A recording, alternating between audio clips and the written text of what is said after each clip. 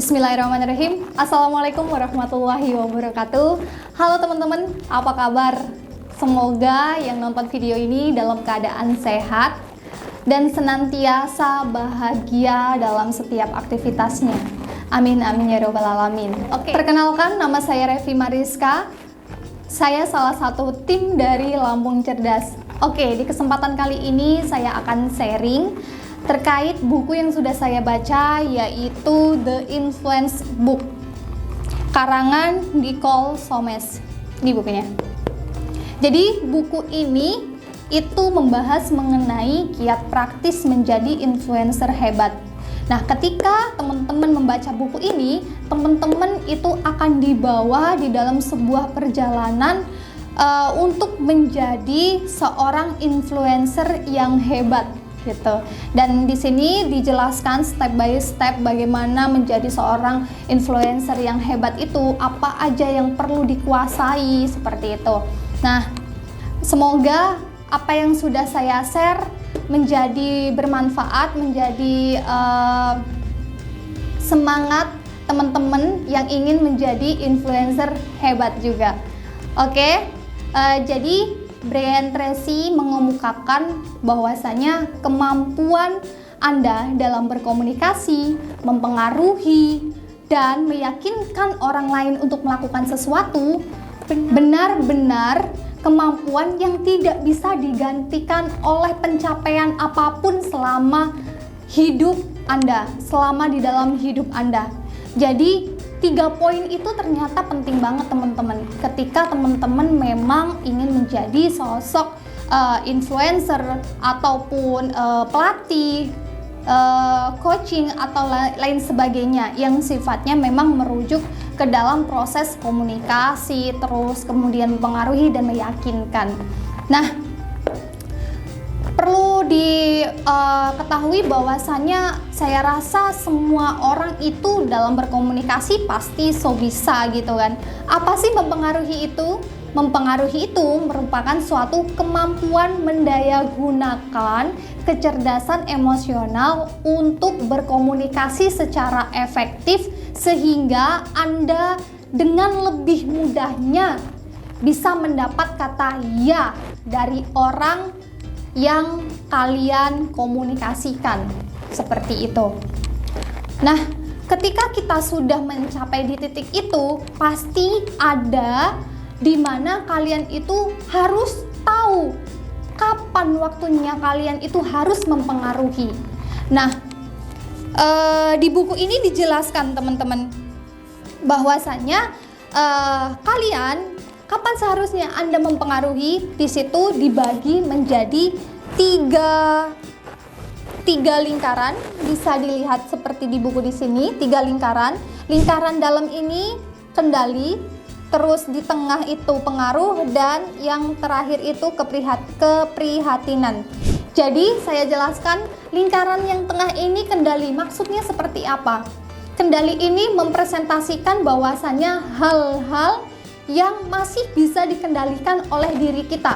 Contohnya kualitas kerjaan kita, kemudian kedua apa aja yang kita makan, pola tidur kita, terus kemudian pola kita berbicara dengan orang lain.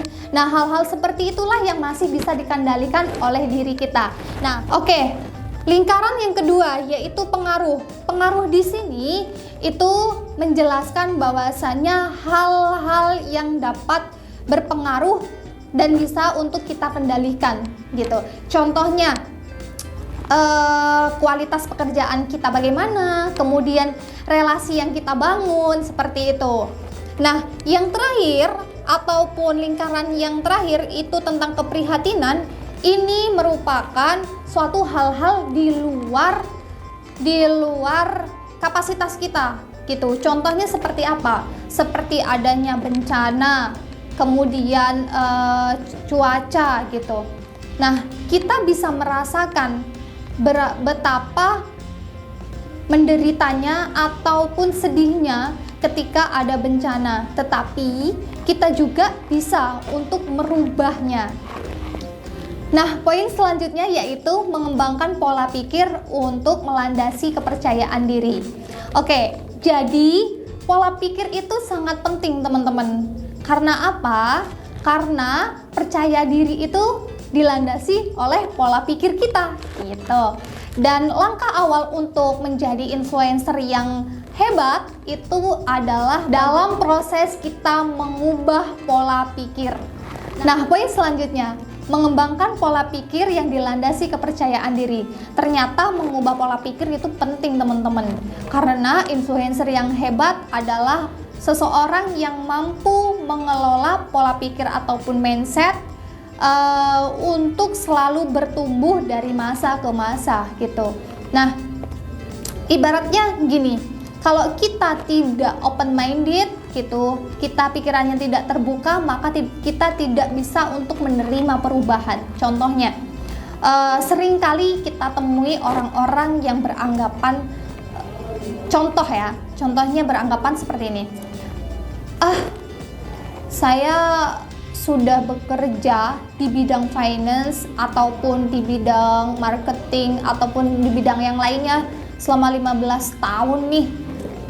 Jadi nggak ada kayaknya yang perlu saya pelajari lagi gitu. Dan ada juga yang orang bilang kayak gini, udah terlambat saya kayaknya mempelajari hal-hal seperti ini, metode-metode seperti ini karena umur sudah tua. Nah, pola-pola seperti itulah teman-teman yang perlu kita rubah. Karena ketika kita memiliki pikiran seperti itu, maka saya jamin deh, kalian gak akan bertumbuh. Dan kita perlu salah satu stepnya yaitu mengubah pola pikir gitu, yang disesuaikan dari perkembangan zaman ke zaman. Jadi nanti kita selalu mengupgrade agar sesuai dengan kondisi dan kita tidak ketinggalan informasi. Nah, ketika teman-teman memang sudah mengupgrade informasi dari yang ter-up to date setiap harinya, maka kekuatan pengetahuan itu akan memiliki pengaruh besar. Dan tak lupa juga, kalian juga harus memiliki pengetahuan bagaimana terhadap diri kita sendiri. Dan di situ di buku ini juga dijelaskan bagaimana kita itu bisa mengenali diri sendiri serta kecerdasan emosional. Yaitu dijelaskan, teman-teman bisa searching juga sih, ada di bagian jendela Johari. Nah, di sini bisa dilihat, di sini jendela Johari itu ada yang namanya terbuka, tersembunyi, titik buka, tak diketahui. Nah, di terbuka ini teman-teman boleh praktekkan deh di rumah yang menonton video ini. Terbuka, maksud terbuka di sini itu menunjukkan apa yang diketahui oleh orang lain dan oleh dirimu sendiri. Jadi tindakan-tindakan kamu yang kamu ketahui nih, kelebihan dari diri kita nih apa, dan orang lain juga tahu. Kalian tuliskan apa saja poin-poinnya. Kemudian yang kedua, tersembunyi. Tersembunyi ini menunjukkan apa yang Anda ketahui tetapi tidak diketahui oleh orang lain gitu. Kalian tuliskan juga di kolom sini apa aja. Dan yang ketiga, titik buta. Nah, titik buta ini itu kebalikan dari tersembunyi. Kalau tersembunyi tadi apa yang kita ketahui dan tidak diketahui oleh orang lain, kalau titik buta kita tidak mengetahui, tetapi orang lain mengetahui bagaimana kita. Dan di sini kita membutuhkan orang lain untuk berpendapat perihal bagaimana sikap kita, bagaimana kelebihan kita. Seperti itu teman-teman. Dan yang terakhir ini yang lumayan sulit untuk kita lakukan karena tak diketahui. Maksud tak diketahui ini merujuk pada yang tidak diketahui oleh diri kita sendiri dan tidak diketahui oleh orang lain gitu. Nah, ketika jendela Johari ini kalian mampu untuk mengisi semuanya, maka kamu dengan mudahnya bisa tahu diri kalian itu kemampuannya sebatas mana, dan itu menjadikan kekuatan Anda dalam proses berkomunikasi, mempengaruhi, dan memberikan keyakinan untuk orang lain.